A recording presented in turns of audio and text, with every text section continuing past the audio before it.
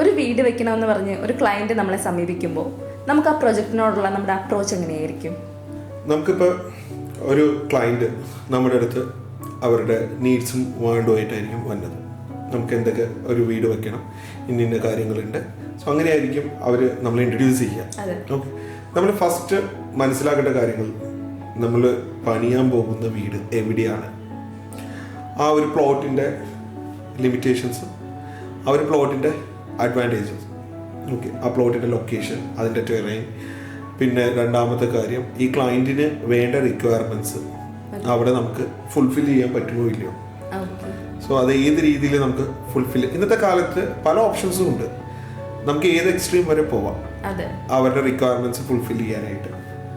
പിന്നെ അതുപോലെ തന്നെ ആ പ്ലോട്ടിൻ്റെ അകത്ത് നിന്ന് പുറത്തേക്കുള്ള വ്യൂവും പുറത്ത് നിന്ന് ആ പ്ലോട്ടിലോട്ടുള്ള വ്യൂവും.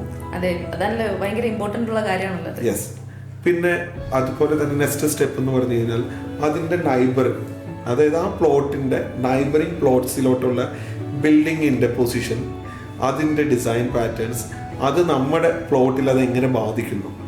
സോ ഇതെല്ലാം നമ്മൾ മനസ്സിലാക്കിയതിന് ശേഷം ഈ ക്ലയൻറ്റിൻ്റെ റിക്വയർമെൻറ്റ്സിനെ ബേസ് ചെയ്തിട്ടാണ് നമ്മൾ അടുത്ത സ്റ്റെപ്പിലോട്ട് കിടക്കുന്നത്.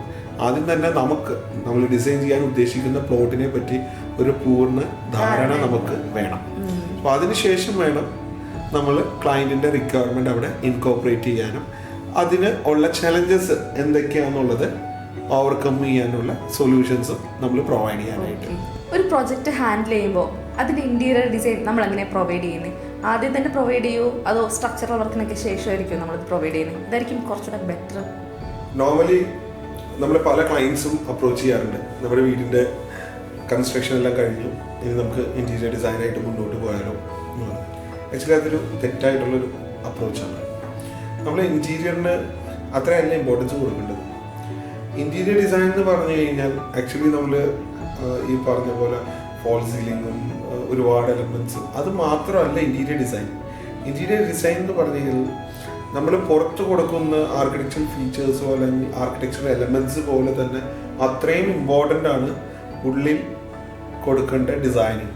അതായത് അവിടെ വരുന്ന പെയിൻറ്റിൻ്റെ പാലറ്റ് ആയാലും, അവിടെ വരുന്ന ചെറിയ ചെറിയ ഡെക്കേഴ്സ് ആണെങ്കിലും എലമെൻറ്റ്സ് ആണെങ്കിലും, ഈ പറഞ്ഞ പോലെ നമ്മുടെ ലൂസ് ഫർണിച്ചേഴ്സ് ആണെങ്കിലും ഹാർഡ് ഫർണിച്ചേഴ്സ് ആണെങ്കിലും, ഇതെല്ലാം വളരെ ഇമ്പോർട്ടൻ്റ് ആണ് ഒരു വീടിന്.